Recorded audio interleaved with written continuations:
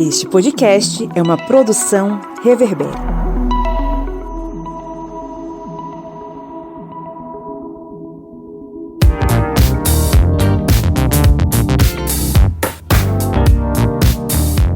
Olá, historiantes! Está entrando no ar a minha, a sua, a nossa Minipédia, o seu programete sobre assuntos históricos em formato expresso, que é o tempo de você ir para o seu trabalho, para a escola, ir para a academia, fazer, sei lá, o que for que você estiver fazendo e ouvindo, lavar os pratos, né, varrer a casa. Então a gente tá aqui para lhe acompanhar no serviço do dia a dia. Eu sou o Pablo Magalhães. Eu sou Joyce Oliveira. Eu sou Kleber Roberto.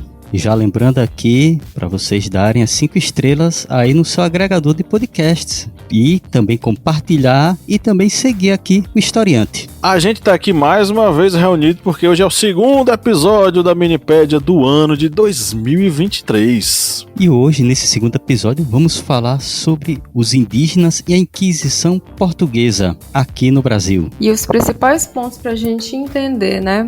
Essa minipédia de hoje é entender o que é a Inquisição, como ela funciona, quais são os delitos que levam uma pessoa a ser condenada, né, ou processada. E principalmente, né, no nosso caso, o Miguel. O que foi que o Miguel fez? O que aconteceu com ele? E o último ponto é entender como a Inquisição lidava com os indígenas. Aproveitando aqui mais essa oportunidade para dizer para você, né, que se interessa por história ou se interessa por ciências humanas, o historiante ele tem cursos que você pode fazer, né, para o seu conhecimento próprio, por exemplo, para a sua ACC que você está precisando, né, você é estudante de graduação. Então você pode, né, escolher um dos nossos cursos e eu vou falar para vocês hoje do curso sobre contrato social, fundamentos filosóficos e políticos, porque é uma coisa que tem muitos brasileiros que estão precisando entender, né, que é a base de uma democracia. Ok, então vamos para o nosso conteúdo.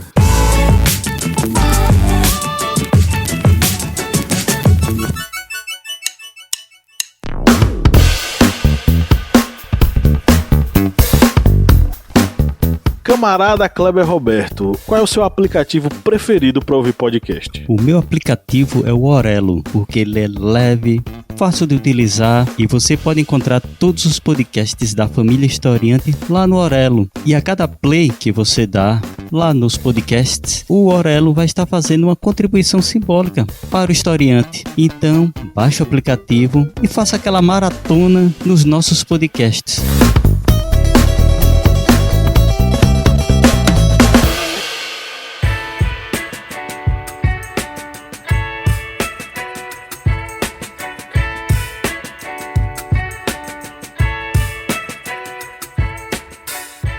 A Inquisição já foi tema de outro podcast aqui, na verdade uma trilogia de podcasts, de episódios aqui no podcast do Historiante, né? Foram 3 minipédias falando sobre a Inquisição e sobre como o Tribunal do Santo Ofício atuou nas Américas e aqui no Brasil, né?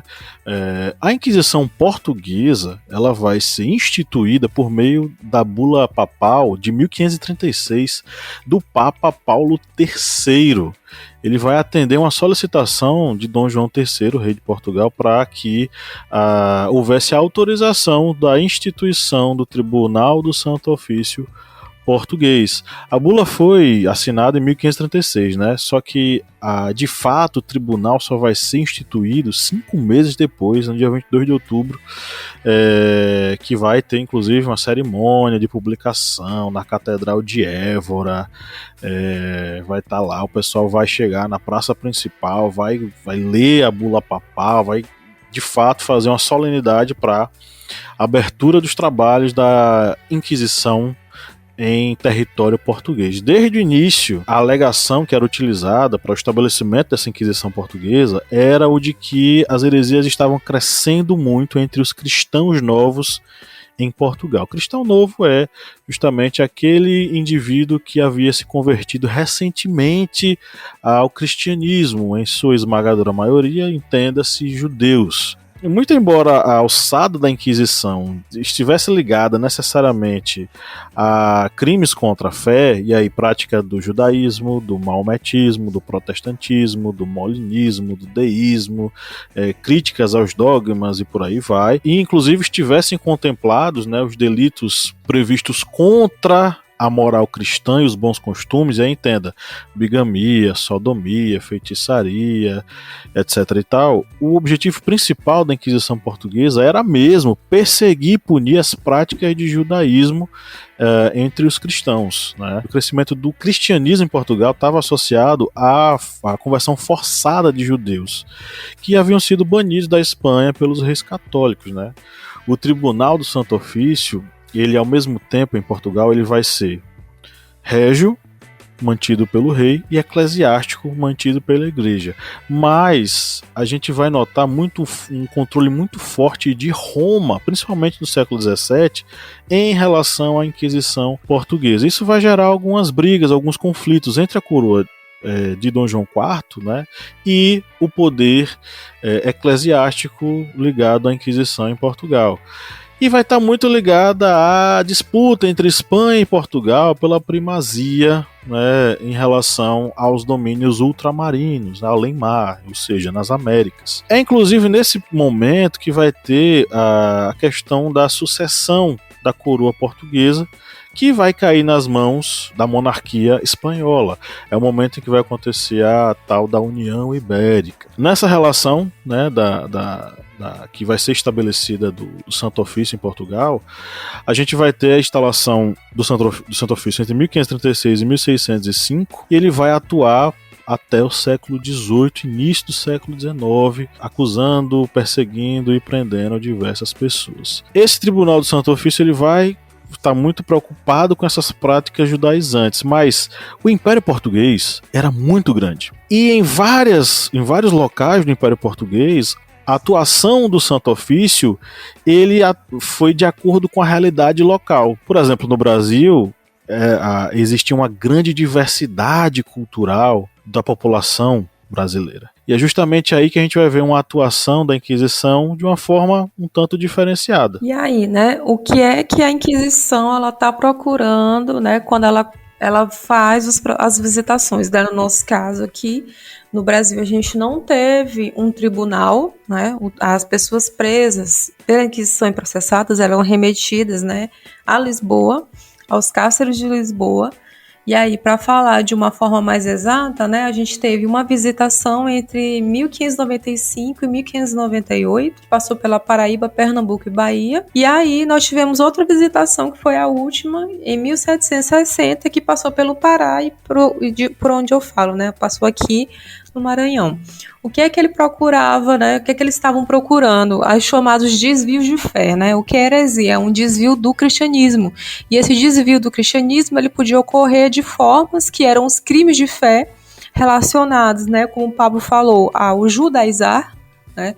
A perseguição aos cristãos novos, mas também ao conhecimento e à prática, né, de certos tipos de magia que eram consideradas, né, desvios de fé. Por quê? Porque se estava se usando de subterfúgios ligados ao que eles consideravam demoníaco. Então você tem pessoas presas por práticas de sortilégios, né, de cartas de tocar, de pessoas que leem o futuro, pessoas que usam o que a gente chama hoje de patuá, né, que usam chamadas bolsinhas.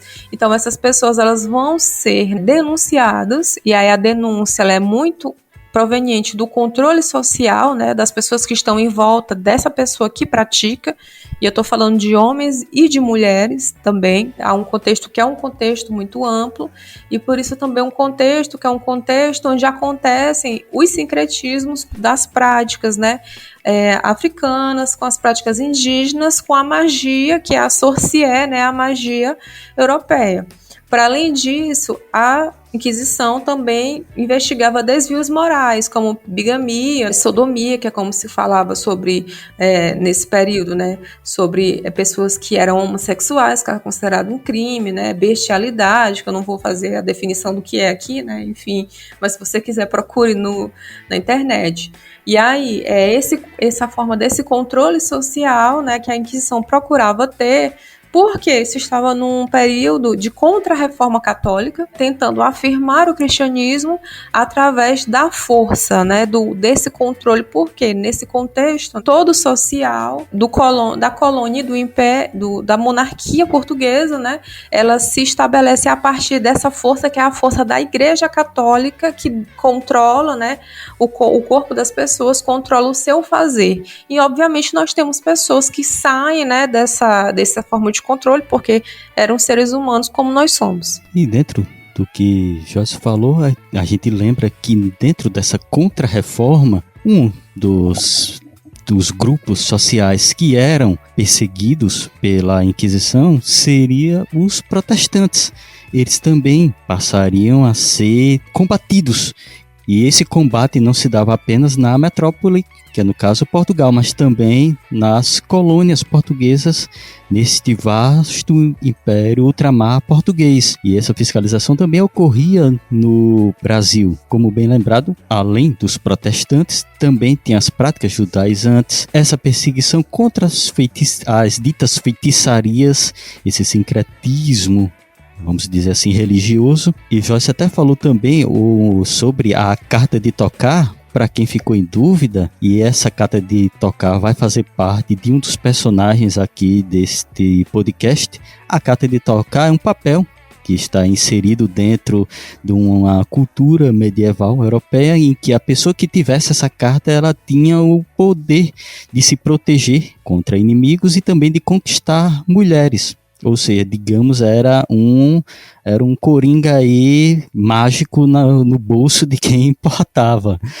Mas isso daí também poderia ser uma prova de que a pessoa estava praticando feitiçaria dentro aí de um âmbito dominado pela Igreja Católica Romana, e dessa forma estaria praticando esse crime, vamos dizer assim, e sendo passível de uma punição dentro da Inquisição. Pois é, o tribunal, na verdade, as visitações que a Inquisição vai enviar para o Brasil, obviamente, né, o foco deles vai ser o judaísmo, mas aqui no Brasil eles vão se deparar com algo que para eles é muito mais perigoso, ou pelo menos estava muito mais proliferado na colônia, que eram as chamadas gentilidades, praticadas pelos que aqui viviam, né, que eram pessoas miscigenadas nessa lógica ali entre indígenas e negros, e também com a parte da população branca europeia que vinha para cá. Então esse sincretismo religioso acabou chamando muito a atenção das visitações.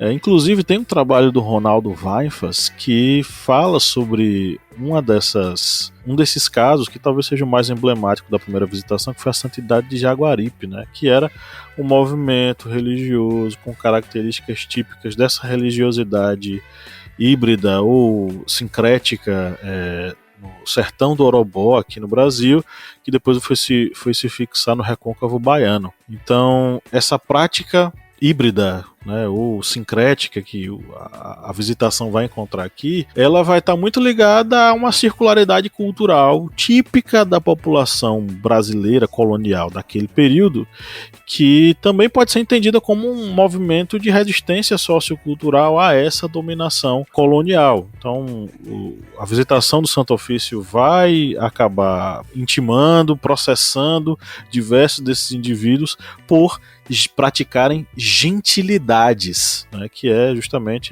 uma prática de uma mistura muito mal vista pelo Santo Ofício, que era danosa à fé cristã. E aí, né, por que a gente tem que entender aqui, por que é mal visto, né? Eu acho que o grande lance para entender, né, o século XVI, XVII, é que os europeus não sabem lidar com o outro, né? Eles só sabem lidar, às vezes, com eles mesmos. Então, eles olham essas outras formas de existir, né, e aí eles vão demonizar, como eles fizeram em África, fizeram em América, né? E eles não entendem, né, que há um processo de transculturação, né? Uma cultura entra em contato com a outra, né? E a partir disso você tem uma cultura nova. Eles tentavam colocar ipsiliter, né, o catolicismo, desconsiderando o repertório sociocultural daquelas comunidades, né? E aí é por isso que esses sujeitos são perseguidos, porque o europeu, nesse contexto, ele não sabe lidar com a diferença, ele não sabe lidar com o outro. Justamente. E aí, para falar sobre esse assunto, a gente recebe hoje aqui, nosso podcast, o Luiz Rafael Araújo Correia. Oi, Luiz! Olá, historiantes! Satisfação em estar com vocês. Quem fala é Luiz Rafael, pesquisador dedicado à história indígena e professor do Colégio Pedro II. Hoje eu vou falar um pouco sobre a minha pesquisa centrada na trajetória de um indivíduo chamado Miguel Ferreira Pestana e que se destacou por ter sido um dos poucos sujeitos de origem indígena proveniente do Brasil a ter sido condenado pela Inquisição Portuguesa. Esse indígena, que viria a ser famoso por seu derradeiro destino, nasceu no início do século XVIII, no aldeamento de Nossa Senhora da Assunção de Heritiba. Esse aldeamento, administrado pelos padres da Companhia de Jesus, estava localizado na capitania do Espírito Santo, onde hoje fica o município de Anchieta, no sul do estado. Enquanto ele viveu sob a supervisão dos jesuítas, a vida de Miguel se confundia com a de tantos outros indígenas aldeados na América Portuguesa. Ele era obrigado a seguir uma vida regrada, preenchida por horas de catequese e de uma rígida rotina de trabalho a mando dos jesuítas. Mas o relacionamento de Miguel Pestana e os jesuítas estava muito longe de ser pacífico. Miguel não se submeteu pacificamente à doutrinação jesuítica. Na verdade, ele se destacou justamente pelos enfrentamentos e discórdias em relação aos missionários. Ainda que a influência cristã fosse inegável em sua vida, o Miguel Pestana repudiava principalmente o controle que os jesuítas tentavam impor sobre o seu cotidiano. Ele não queria abrir mão de sua autonomia. Ele era parte de uma família que vivia em Heritiba há pelo menos 3 gerações. E o Miguel Pestana se notabilizou por dominar o ofício de carpinteiro. Por esse motivo, ele costumava dispor de várias oportunidades de trabalho nas fazendas de colonos dos arredores, o que representava uma possibilidade de auferir ganhos materiais significativos. Então ele ia e vinha das fazendas vizinhas e costumava fugir com frequência de Heritiba. E se essas fugas representavam possibilidades materiais, a verdade é que elas proporcionavam também novas vivências e novas experiências. Isso incluía o contato com práticas, costumes e crenças muito diversas que iam além do que os jesuítas pregavam no dia a dia. E esses novos conhecimentos foram muito importantes para despertar em Miguel anseios por uma vida sem os limites do que ele conhecia nos aldeamentos. Para os missionários jesuítas, porém, esse era um caminho desviante e reprovado. Não por acaso, as desavenças entre Miguel e os jesuítas se tornaram cada vez mais constantes. A gota d'água nessa difícil relação foi quando o padre superior de Heritiba surpreendeu Miguel com uma carta de tocar, que era uma prática mágica presente na cultura popular portuguesa e que associava poderes sobrenaturais a papéis que os indivíduos carregavam consigo. O padre mandou queimar a carta e castigou Miguel. Ele ficou muito insatisfeito e movido pelo desejo de conhecer um mundo maior do que o que ele conhecia.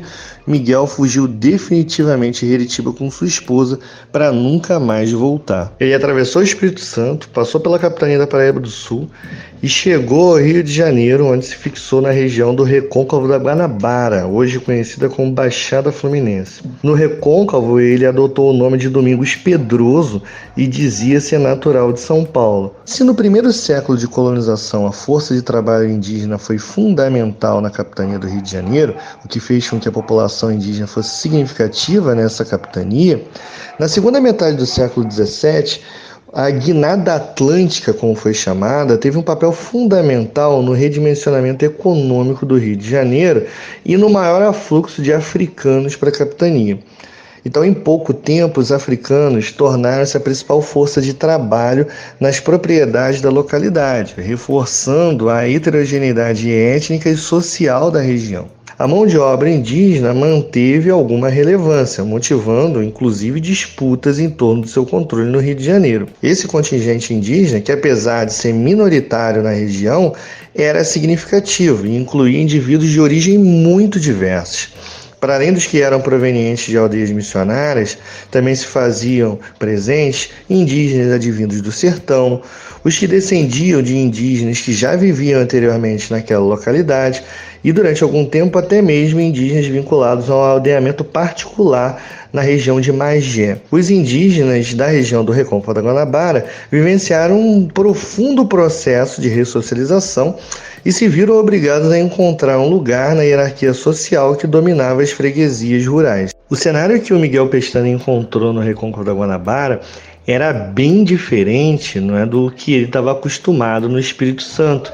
Isso se devia principalmente ao fato de que ele era um egresso de um aldeamento, o que fazia com que ele estivesse numa posição pouco definida até mesmo pela legislação colonial em relação aos indígenas. Se é verdade que ao fugir do aldeamento, ele se distanciou da vida regrada, e por vezes rigorosa que os missionários tentavam impor nas missões, convivendo diretamente com práticas, ideias e hábitos que eram proibidos, a verdade também é que os indígenas, ao abandonarem os aldeamentos, perdiam a principal garantia que eles possuíam perante a escravidão a formas análogas, que era justamente o status de indígena aldeado. Como a historiografia vem ressaltando já há algum tempo, a legislação indigenista portuguesa ela fazia clara distinção entre os indígenas que, dadas as condições inerentes ao processo de conquista e de colonização, se aliavam aos portugueses e os chamados indígenas inimigos, considerados hostis à presença lusitana e para os quais a escravidão era legítima. Mesmo a liberdade reconhecida e reiterada aos indígenas cristãos por diversas determinações, não havia uma garantia na legislação, que frequentemente era classificada como contraditória, oscilante, hipócrita, e que, na verdade, ela se fazia no cotidiano, a partir dos diferentes interesses e motivações dos sujeitos em jogo.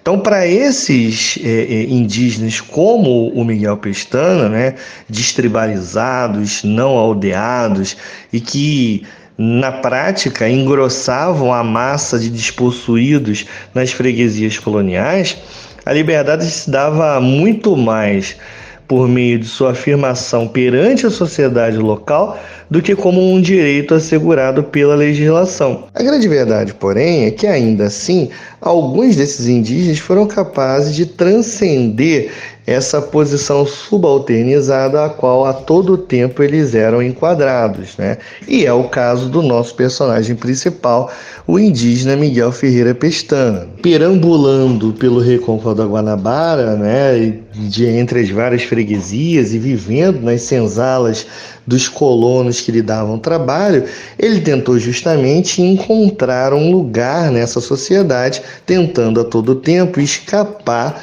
de possíveis escravizações. Isso porque ele se diferenciava de boa parte da massa de indivíduos despossuídos, subalternos socialmente, justamente por exercer e conhecer um trabalho especializado. E para um indivíduo de origem indígena como Miguel Pestana, que fora do aldeamento era reconhecido como livre pela legislação, mas que na prática devia fazer valer essa condição a todo instante em meio ao jogo de forças que existia no cotidiano colonial, exercer um ofício era de suma importância, justamente para que ele se distanciasse da escravidão e galgasse uma posição mais favorável na sociedade. Ele não costumava ficar muito tempo trabalhando para um senhor, até para evitar ser enredado por estratégias que os colonos lançavam mão para escravizar os indígenas. Nas fazendas onde ele conseguia trabalho e abrigo, o Miguel Pestana costumava ficar nas senzalas, tendo contato direto com os que viviam lá.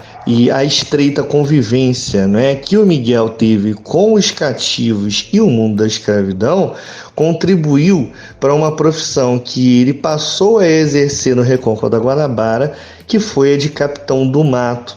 Sabe-se que a partir das testemunhas e do relato do próprio Miguel, que em dado momento da vida dele, ocupou o posto de capitão do mato na freguesia de Omirim, né, adentrando os sertões por diversas vezes em busca de indivíduos que haviam fugido do cativeiro. Então, mantendo-se atento, né, sempre a eventuais fugas ou revoltas nas senzalas onde ele vivia, o Miguel Pestana adquiriu experiência junto aos escravizados e angariou a confiança dos proprietários locais, o que eram fatores essenciais para que ele ocupasse o posto de capitão do mato. E foi como capitão do mato que o Miguel teve contato com um artefato que mudou a vida dele para sempre, que foi a bolsa de mandinga.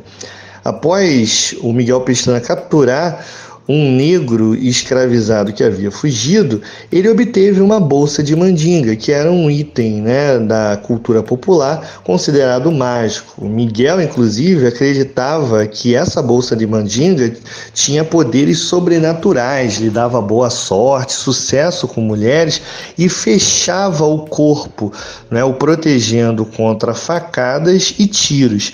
E vale a pena a gente destacar que a bolsa de mandinga é uma prática mágico-religiosa de origem africana, mas que sofreu inúmeras influências culturais ao longo do tempo e do espaço, não é, por onde circulou. Mas é interessante a gente observar, a bolsa de mandinga era considerado um delito aos olhos da Igreja Católica, tão preocupada com a ortodoxia religiosa. Mas para Miguel, no entanto, né, a bolsa tornou-se parte de sua religiosidade. Ele, inclusive, chegou a se tornar um afamado mandingueiro, vendendo e ensinando, né, mandingas para diferentes pessoas com as quais ele tinha contato, né, sendo, inclusive, uma forma com a qual ele conseguiu, né, e conseguia recursos também. A história de vida do Miguel Pestana, ela é bastante rica, bastante diversa, mas ela vai, né, encontrar um momento derradeiro justamente, né, no ápice da sua vida enquanto capitão do mato, enquanto um mandingueiro famoso, justamente porque essa fama atraiu também a atenção, não é, da religiosa, dos membros da comunidade religiosa que passaram, não é, a perseguir essa experiência religiosa tão heterogênea que ele tinha. Quando foi enviada uma visitação na região do Recôncavo pelo bispo da época, Dom Antônio de Guadalupe, né, várias pessoas denunciaram ao visitador o Miguel Pestana como um mandingueiro, como uma pessoa, não é, que tinha práticas mágico-religiosas bastante desviantes da ortodoxia católica. Então, né, o visitador achou o caso suspeito e enviou representantes, né, para um interrogatório.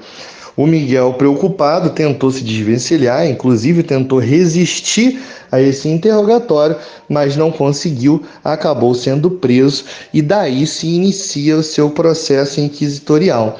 Ele foi inicialmente enviado para uma prisão no Rio de Janeiro, o Aljube, né, onde ele ficou 4 anos preso. Ali, né, chama a atenção o fato de, apesar de ele ter ficado preso, as pessoas iam até a cela dele na calada da noite para tentar comprar as mandingas que ele vendia, né, as bolsas de mandinga, cartas de tocar, pós que ele fabricava, né, com cascas de fruta. Todas elas ele dizia que tinha propriedades mágicas.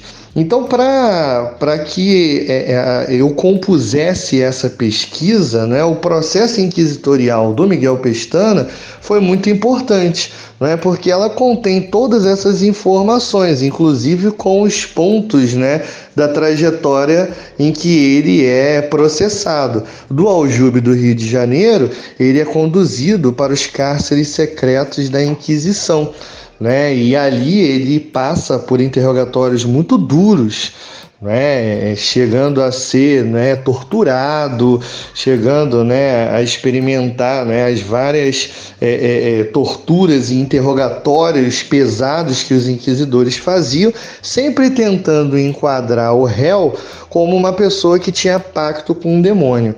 Ele, de tanta insistência dos inquisidores, ele acabou admitindo, né, que possuía um pacto com o demônio.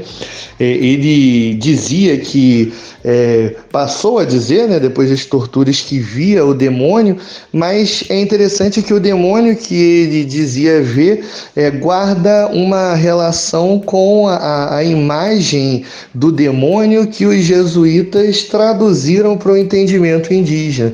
E, né, depois que esse pacto demoníaco foi confirmado pelos inquisidores, o Miguel Pestana acabou sendo submetido a um auto da fé, que era um cerimonial onde os condenados, né, participavam e onde eles conheciam as suas punições, e dali ele recebeu a sentença dele, que foi o trabalho forçado nas galés, né, que era, né, trabalhar compulsoriamente, né, amarrado e acorrentado. As fontes que eu usei para recompor essa narrativa, além, né, do processo inquisitorial do Miguel Pestana, que eram muito ricos, né, a fonte muito rica, eu usei também outros documentos inquisitoriais que principalmente informavam sobre a chegada, não é, dos réus aos locais, um relato indireto sobre o auto da fé que o Miguel Pestana participou, né? Na verdade, eu consegui uma lista de todas as pessoas que estiveram, né, no auto da fé do Miguel Pestana, e dali eu consegui também um relato de uma pessoa que também foi condenada naquele auto da fé, um suíço, mas que ele escreveu um relato sobre aquele momento. Então, embora o Miguel não tenha escrito, né, esse relato ele foi muito rico para a gente ter uma recompor, né, esse momento em que ele estava nesse cerimonial. Além disso, eu usei muitas fontes paroquiais, né, as fontes da região da qual o Miguel Pestana estava inserido, né, essas fontes paroquiais foram muito ricas para a gente recompor o cenário do Recôncavo da Guanabara. E no caso do Espírito Santo, eu recorri principalmente a fontes, né, da Companhia de Jesus, né, dos jesuítas, em que eu pude ali recompor boa parte da experiência religiosa no aldeamento de Heritiba. Então foram fontes muito diversas, né, de diferentes tipos, mas claro que a fonte principal foi esse processo inquisitorial, que está guardado no arquivo português, né, de Portugal, o Arquivo Nacional da Torre do Tombo, que é o principal arquivo para quem se interessa, né, por pessoas que foram julgadas e condenadas pela Inquisição Portuguesa.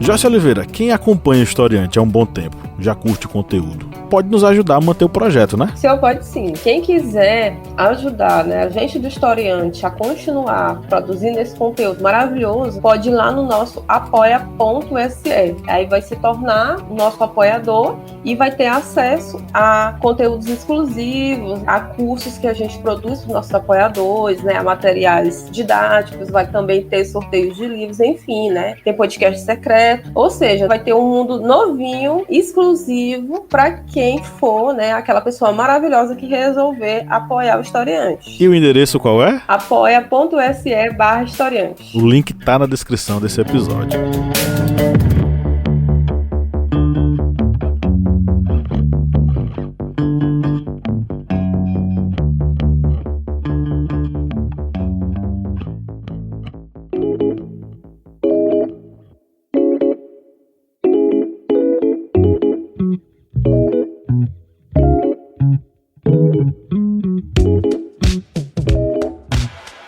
Bom, chegamos ao final de mais um episódio da Minipédia. É o momento agora de a gente fazer algumas sugestões para os nossos ouvintes, né?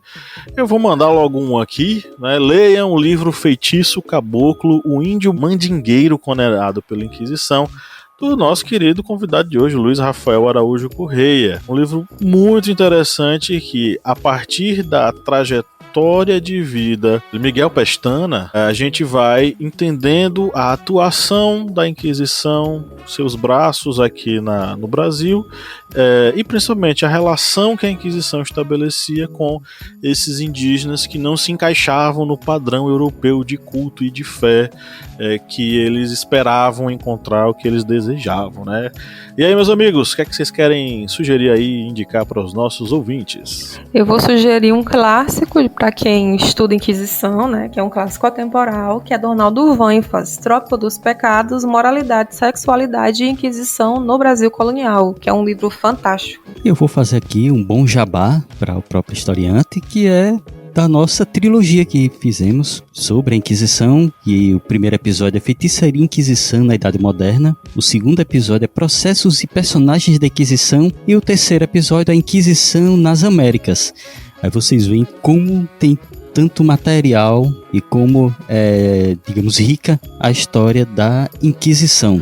Pois é, inclusive a trilogia que a gente fez aqui das minipédias foi fantástica, viu? Modéstia à parte, a gente gostou muito de fazer, o resultado foi bem bacana. Esse assunto também é muito bom. Com certeza, é muito interessante e infelizmente pouco conhecido pelo grande público, né? Até porque acaba passando muito por cima, né? Durante o ensino médio e tal, e a própria graduação, nem é todo mundo que consegue chegar nesse assunto.